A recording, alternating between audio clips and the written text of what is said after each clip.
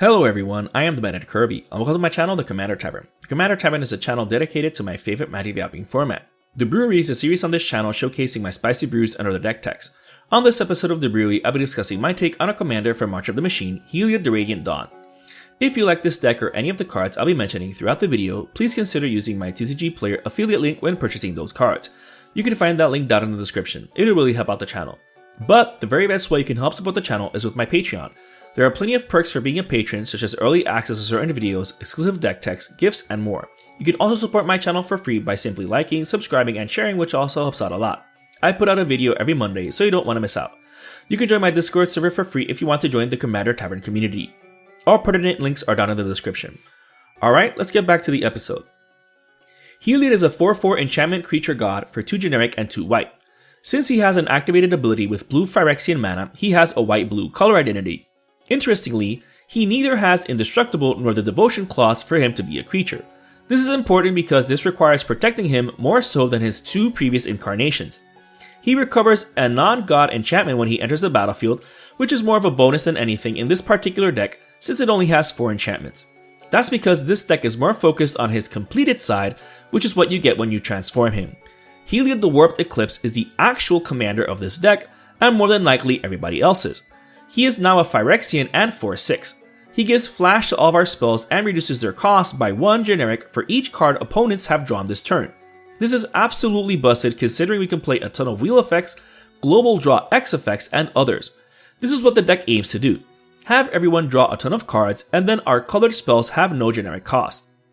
Let's see those effects that will help us discount all of our spells.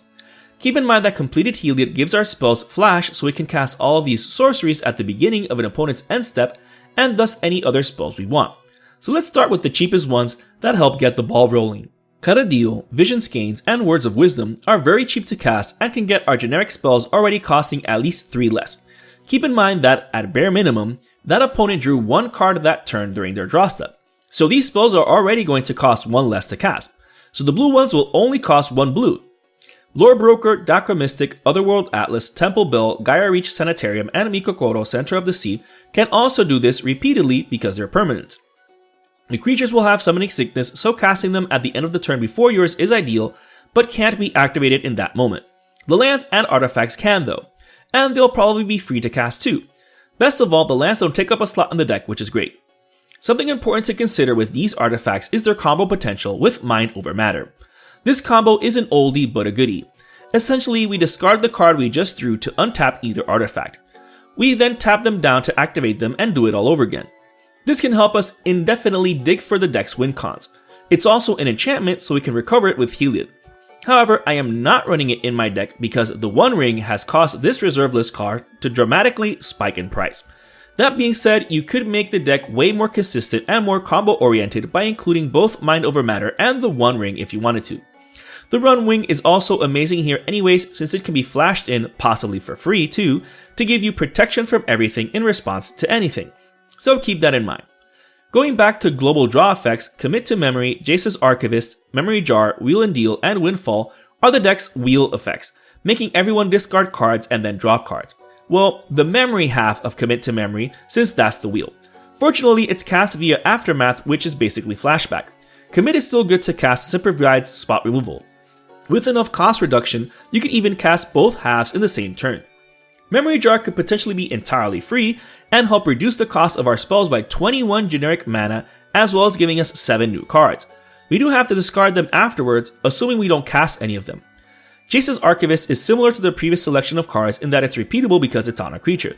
This is absolutely crazy since we can start a huge cost reduction for just 1 blue and tapping. Wheel and Deal doesn't even affect our hand since it's a wheel effect just for opponents, and we still draw 1 card without discarding anything.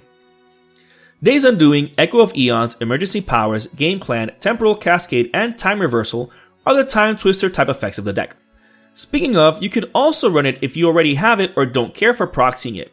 Had Magic 30 been an actual celebration of the game and been accessible, we could have had a cheaper gold-backed version of it, but I digress. The deck doesn't need it, but having an extra effect like this wouldn't hurt. You could also consider Time Spiral, but it is on the reserve list and will only get more expensive with time. However, as just mentioned, just these 6 here are fine. The best thing about Days Undoing is being able to cast it outside of our turn thanks to Flash. That way we can keep casting more spells afterwards without it ending the turn. All of these are amazing, but unfortunately some of them exile themselves afterwards. That's fine because this gives us a huge cost reduction via Heliod. Fascination, Prosperity, and Skyscribing cost X, so they're only as big as we can make them, or absolutely massive if we chain into them. For example, suppose we resolved a wheel effect and now our spells cost 22 generic mana less to cast. We can just cast any of these solely for their blue cost and then have the whole table draw 22 cards. Then our generic cost will be even cheaper.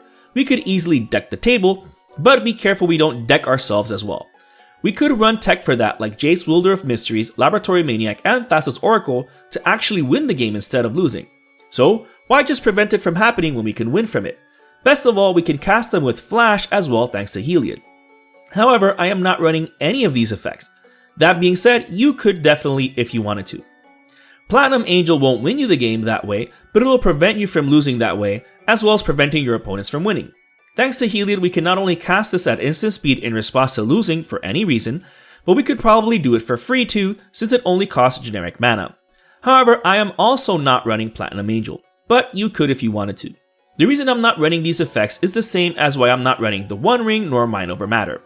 These are more for combo-oriented wings, and this isn't really a combo deck, but you'll see how the deck wins soon enough. Going back to Force Draw, Force Fruition, Swans of Bryn Argol, and Teferi's Puzzle Box also help Heliod give us a huge discount. Force Fruition might seem like it'll help opponents more often than not, but we have ways to mitigate against that, which we'll eventually see.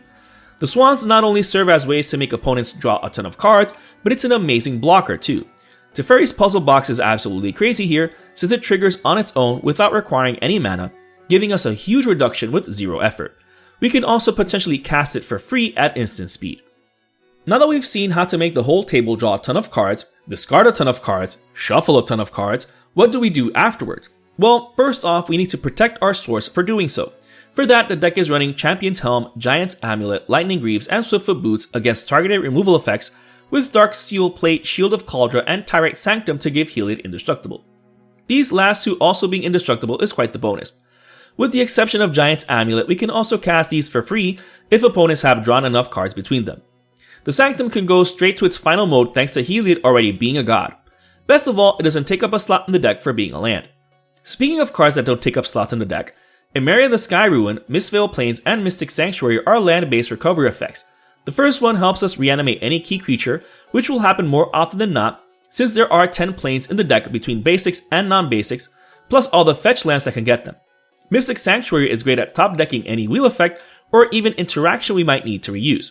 We can get this at instant speed too thanks to the fetch lands in the deck. Plus the deck has 9 other islands between basics and non-basics, so it'll enter untapped more often than not. We also want to try and keep our hand, so Thought Vessel, Decantler of Endless Water, Reliquary Tower, and Seagate Restoration are a given. Sure, if we're casting effects that has us discard or shuffle our hand to only draw 7 cards, it could significantly reduce how many cards we had. But with the X draw effects, we can draw massive amounts of cards and keep them. Besides, the first 2 function as mana rocks too, which is mana acceleration, and the last 2 don't even take up slots in the deck, assuming you're not greedy when playing Seagate Restoration as a land if you needed it to. It can even enter untapped if you paid 3 life, so it's absolutely amazing here. These effects are also important when combined with Jin Gitaxias Core Augur. Jin has us draw 7 cards at the beginning of our end step, but no way of keeping them. However, the main reason for running him is because he reduces our opponent's maximum hand size by 7. This means that unless they're running Reliquary Tower type effects, they will lose their hands at the end of every turn. So even if they're drawing 7 cards per spell with Force Fruition, they'll be discarding their entire hand at the end of the turn, regardless if they thought they could sculpt the best 7 card hand from it. In any case, the deck has an epic interaction section to deal with threats. Arcane Denial, Counterspell, Mana Drain, Rewind, and Unwind form the deck's counter magic suite. Arcane Denial is amazing here. It presents the conundrum of drawing 2 cards, which is optional, so keep that in mind, which helps us out, or not, which is still good because they're depriving themselves of cards if they don't, and we still draw the card at the beginning of the next upkeep. Speaking of drawing cards, Rewind and Unwind are absolutely crazy here. Even without global card draw shenanigans, they're going to cast at least 1 generic less because we're probably casting them in an opponent's turn. Then we get to untap more lands than what the spell cost. Amazing. Kozilek the Great Distortion is also included to make the most of our fat hand, since we can potentially counter any spell we need to. Unfortunately, it does have a double colorless cost that Heliod cannot reduce. But that's fine since the deck has plenty of colorless mana sources on lands as well as those from the few mana rocks in it. If that weren't enough, it's also a 12/12 with Menace, which is quite the problem. Oh, and it draws us cards when cast if we have less than 7 cards in hand when we do. Or we can just use Void Winnower to prevent opponents from casting even costed spells altogether. No need to counter spells that can't even be cast. Best of all, we can potentially cast this for free and at instant speed. This can be quite backbreaking. Oh, and it's an 11/9 just in case. Wandering Archaic is also potentially free and provides another stax effect.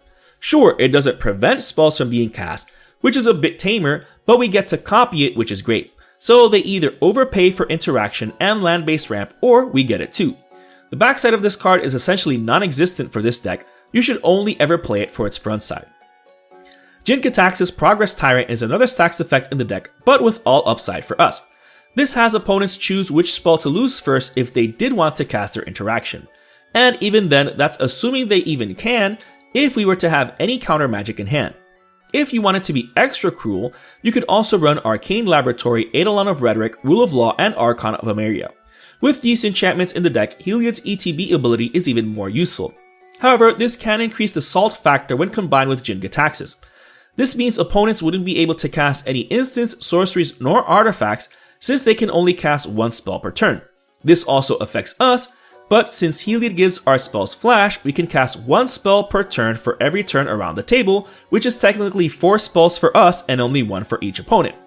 Now, I am not running these 4 enchantments though, but if you're going the route of the combo that I mentioned earlier, then you should definitely run them. That way you can easily protect your combo as well as bringing the game to a standstill until you do. Teferi, Mage of Zhalfir, and Teferi, Time Raveler are the final stax effects that I'll be mentioning, but these two are ones that I am running in my deck. Forcing opponents to only play during their turn makes it easier for us to play outside of our turn, uninterrupted as well as our own. As a bonus, Creature Teferi is another way to give our spells flash. Planeswalker Teferi's loyalty abilities are also incredibly useful, but his main role is to control when opponents can play. Well, technically Smothering Tithe is the last stacked effect in the deck, but it is used mostly as mana acceleration. This just has to survive through one wheel to give us insane advantage. If that happens, we'll have enough fuel to plow through our library. Since it doesn't prevent players from drawing cards, we can easily make dozens of treasures each turn. Keep in mind that we still pay colored costs, so treasures are quite handy.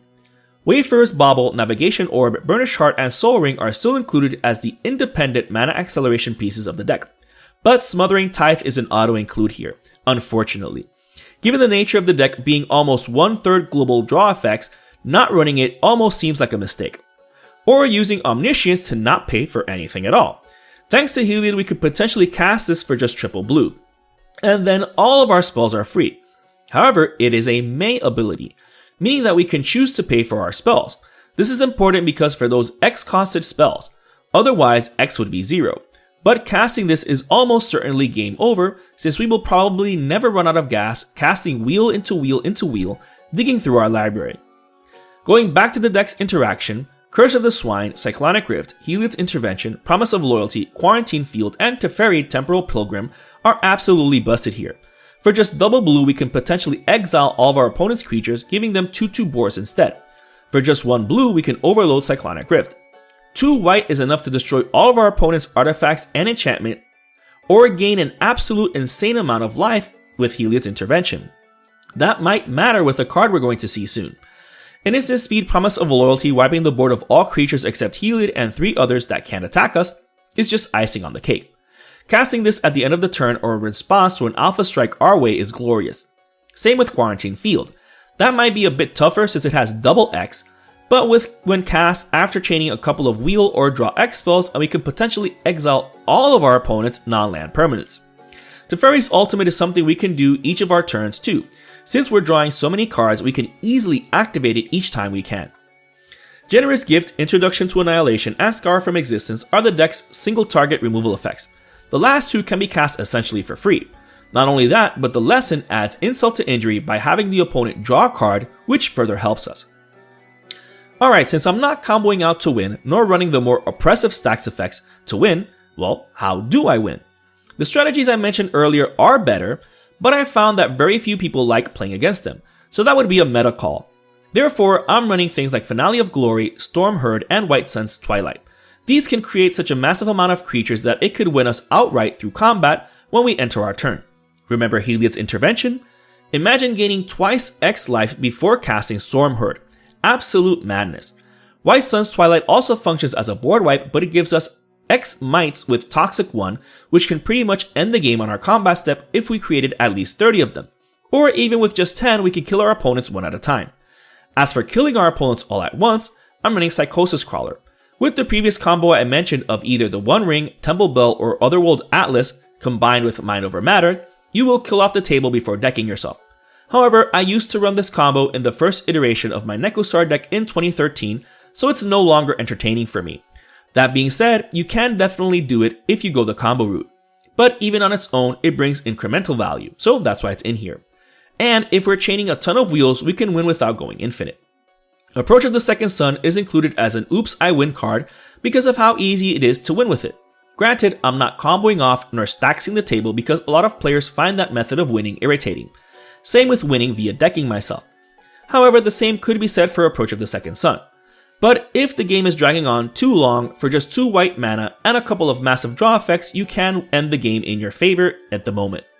You can also win by free casting huge beaters like Blightsteel Colossus, Ulamog the Infinite Gyre, Ulamog the Ceaseless Hunger, Kozilek Butcher of Truth, Emrakul the Promised End, It That Betrays, etc. And go for an Eldrazi Titan Fest since they'll all be free and have flash. Swinging in with any of these after cheating them into play during the early game will 100% make you the arch enemy. But that's probably what'll happen anyways the moment the players see you start the game with Heliod in your command zone. The rest of the deck is just the rest of the lands. The deck's running all 7 fetch lands, Hallowed Fountain, Prairie Stream, Irrigated Farmland, Glacial Floodplain, Idyllic Beachfront, Command Tower, Deserted Beach, Nimbus Maze, Sea of Clouds, and Ancient Tomb, as well as 5 of each basic land to make the most of the deck's basic land ramp effects. As with all of my deck techs, you can build your mana base according to your budget. Whether you include more expensive cards or even cheaper cards is up to you. You do you. This brew is just an idea of how to build around Heliod the Radiant Dawn. While I'd like to say that you can make this deck as strong and oppressive or as chill and casual as you want it, the fact that Heliod significantly reduces the generic cost of your spells while also giving them flash makes him strong by default. This is why I built him with just enough salt to make him flavorful, but knowing full well that if I went too far into stacks and or combo, then most people wouldn't want to play against it. If you're interested in the deck list of this spicy brew of mine, you can find a link to it down in the description. I will probably still make a stacks combo version of it that will be available only to patrons. Speaking of, I would like to thank all my patrons for supporting me, and a quick shout out to all my higher tier patrons, the Brewers, for their patronage. I'd also like to thank anyone using my TCG Player affiliate link. That also helps out the channel. And to everyone, thanks for watching this episode of the Brewery on the Commander Tavern. I am the Method Kirby, and happy brewing.